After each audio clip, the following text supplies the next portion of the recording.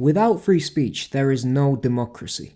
But this story that I've just stumbled across represents the sickening reality of the destruction of free speech in the United Kingdom. Connie Shaw, a young lady studying at the University of Leeds, was suspended from a university radio show for expressing, quote, gender-critical views. And if we go further into the article and have a read of this, rather than tipping their hats to a media-savvy student with a critical and open mind, student union officials suspended her from the LSR committee, having decreed that her actions brought the radio station into disrepute, violated its values, ethos and expectations, and failed to uphold the duty of care to all society members.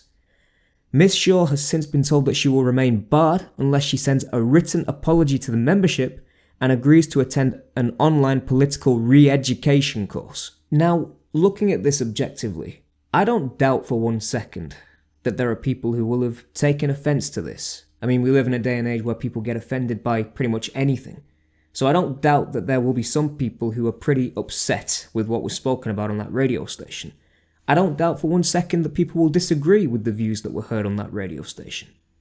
But that does not give anyone a right to completely take somebody else's voice away simply because you as an individual disagree with the person that's speaking. And I would say what's more troubling for me is the fact that it's a British university engaging in this cancel culture. Let's look at it like this. What is a university? It's an institution of higher learning.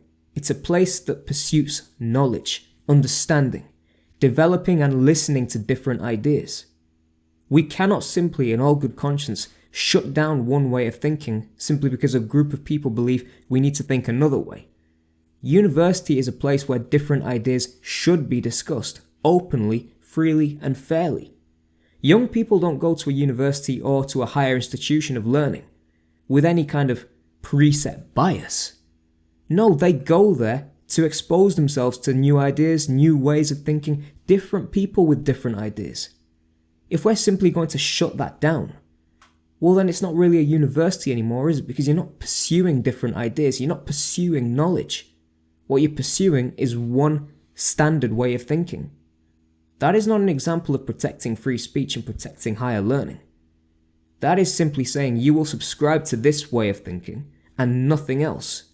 That is almost, I'm sorry to say it, more dictatorship-like. Let me just say this to you, Leeds University Students' Union. Nobody has the right to spend their lives wrapped up in cotton wool. You cannot be protected from hurt feelings, from insult, from offence, or any kind of disdain thrown towards you. It is a fact and a hazard of life itself. It should be possible in this day and age to disagree with people agreeably. If you try and cancel people from the mainstream public eye and force them underground, do you know what's going to happen? Those views are going to get heard without an opposing view.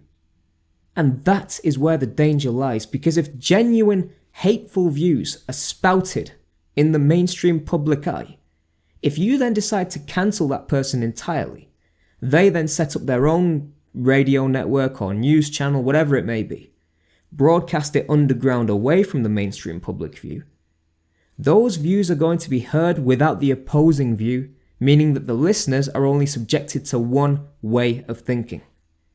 And the danger of that is that the listeners will then believe this is the only right answer. No opposing view has been brought forward, nothing has been scrutinized, nothing has been challenged, this is the right answer. If you were to debate the people in the mainstream public eye, you can then challenge, scrutinize, examine, and where possible and applicable, destroy really bad and really dangerous ideas. Cancel culture does not work. Are you honestly that terrified of going on to debate Connie Shaw over her views? Her radio station was voted, quote, the best student station at the Student Radio Awards last month for the second year running. Are you honestly that terrified to have a debate with her over these views? Is that why you've resorted to censorship? Can you not stand up and debate these issues yourself? If you want to use a sports analogy here, you succeed by defeating your opponents, not by wishing him away. We should never be afraid to challenge people or ideas that we profoundly disagree with. The first line of defense should not be censoring the person or cancelling the person. It should be to debate, to scrutinize, to challenge, and to hold them to account. That is the basis of democracy. That is the basis of free speech. That is why it must be protected. Folks, thank you very much for your time. Be sure to like and subscribe if you enjoyed this video. And I hope you'll all agree, the positions of myself, this channel, and the majority of the people of Britain are quite crystal clear on this matter.